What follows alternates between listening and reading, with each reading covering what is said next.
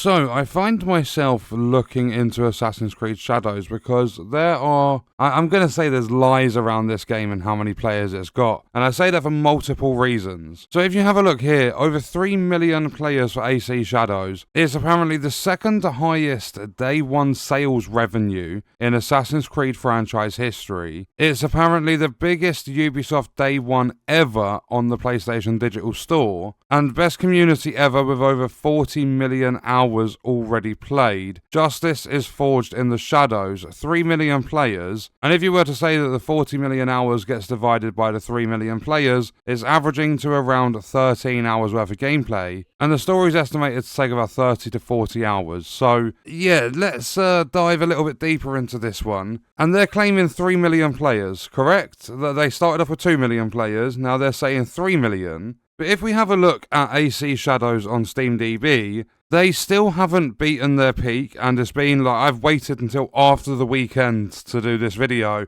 to see if Saturday and Sunday would pick up. And they still haven't broken the 64,825 concurrent peak on Steam. In fact, their 24-hour peak, which includes a Sunday, is 46,000 players. People are dropping like flies off this game already. And it's got to the point where it's number 7 in top sellers, and owner estimations on Steam are around sort of 500,000. So when they're saying 3 million players, because I get it, Steam just makes up a small portion of the player count because you've got console and stuff as well, you've got Ubi Plus, like there's so many different factors that come into it. But their player numbers are climbing ever so quickly, when Steam is actually losing players. So, like, how are they getting new players on? There's not a sale or anything like that. There are definitely some fabrications somewhere with the stats. I think the 3 million players is probably some sort of like analytic robot that's been made to count how many times the game's being launched. It's been launched 3 million times. And they're just going, oh, well, we've had 3 million players because the game's been loaded up 3 million times or something like that. Because if we move away from SteamDB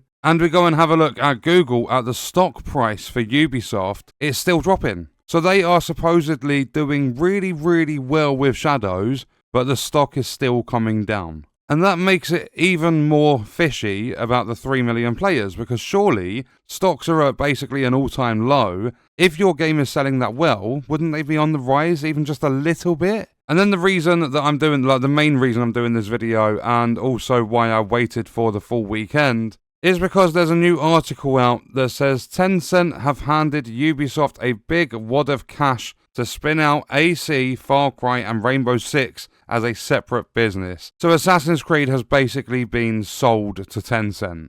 If we have a look here, well there you have it folks. After months of uncertainty over share price falls, major game delays and squabbles with investors, Ubi have opened up a new subsidiary to look after their biggest selling Assassin's Creed, Rainbow Six and Far Cry games, with Tencent chucking in a whopping 1.16 billion euros, meaning that the latter will have a 25% stake in the new spin-off business when all is said and done. So they're supposedly having record-breaking revenue coming in from Assassin's Creed Shadows, but it got to the point where they had to sell to Tencent to keep the game safe. Ubi's board have been publicly weighing up a major transaction of some kind since January, with Tencent and the company's founding Guillermo brothers, however you say their surname, it's Eves, isn't it, the top dog of Ubi, for being tipped to be in cahoots. The deal announced today is essentially about carving out the parts of Ubi's business that make the most money, with Tencent pouring cash into those bits rather than other, less prosperous series such as Ghost Recon and Prince of Persia. The subsidiary will serve as the main business unit for all Assassin's Creed, Rainbow Six and Far Cry development teams that are based in all of the different countries. The press release announcing the new subsidiary adds that Tencent's investment will strengthen Ubisoft's balance sheet by significantly reducing their consolidated net debt position, something the devs have struggled with after a string of flops like X-Defiant and Skull and Bones. And I mean, what is going on at Ubisoft? Everyone has said Skull and Bones was a flop. They were praising, they were boasting about having 1 million players for Skull and Bones over the opening weekend. Everyone says it's a flop, but what they've done is they have announced that they are starting year 2. Like, they're going to be carrying on with the development of a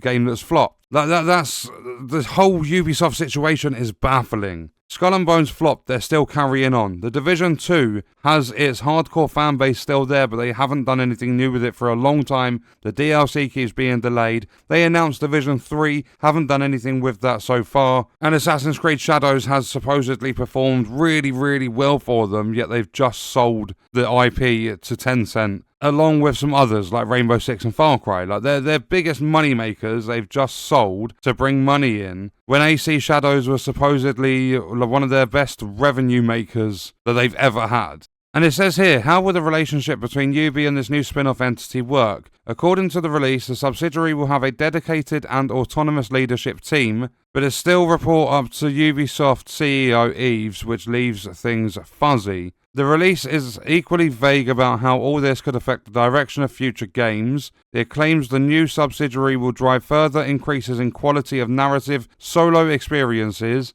expand multiplayer offerings with increased frequency of content release, introduce free-to-play touchpoints, and integrate more social features. As for the parts of Ubi that aren't part of the subsidiary, there's talk of accelerating the growth of top-performing titles and leveraging disruptive technologies on selected new IPs, while continuing to deliver state-of-the-art production game engines and online services. Again, all very open-ended for the moment. Only time will tell whether all this will pay off for Ubi and Tencent, but the latest AC, at least, has been a big hit since the launch last week, attracting over 3 million players. I imagine between that and the Tencent deal, Ubi management will be sleeping a little easier tonight. Yeah, but how does it make sense? Because their stocks are still dropping. They've got a really successful Assassin's Creed game with over 3 million players in a short amount of time, yet it's dropped off the top sellers on Steam, is now 7th. It didn't pick up any new players, or it didn't break any peaks or anything like that on Steam over the weekend. Like, just none of it makes sense. There is fabrication somewhere in their stories.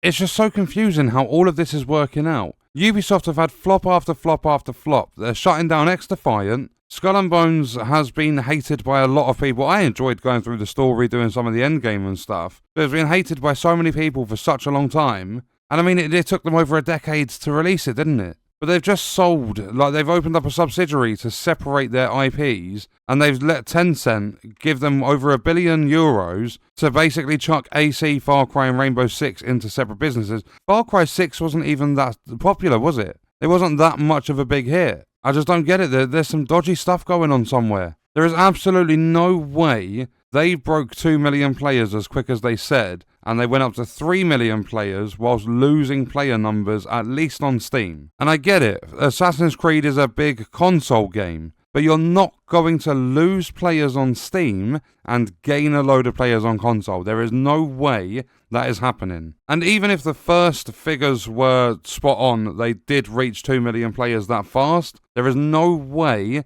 they have gone up to 3 mil as quick as they are saying. There is something somewhere that is being fabricated to please someone and make things look better than they actually are. We need an earnings call or something like that to see actual figures, where there's not just going to be stuff put out in the public to try and make things look better than they actually are. If the game's been that successful, it's had 3 million players, it's like is one of the best revenue inducing games, or like whatever. Like if it's that good of a game, why are their stocks still dropping, and why have they just sold the IP to Tencent? Something somewhere doesn't add up, and these lies are getting worse and worse. Because it wouldn't surprise me, I think this was a few days ago at this point where they were celebrating 3 million players. Give it another couple of days, and they'll say 5 million, or something like that. They're going to say that this game is continuing with its popularity even though the numbers are dropping. And I get it, I don't have console data, but there's no way it's going to drop on Steam and not on console. Or there's no way a console's going to make up for the lack of Steam players. Like, say they lose 200,000 players from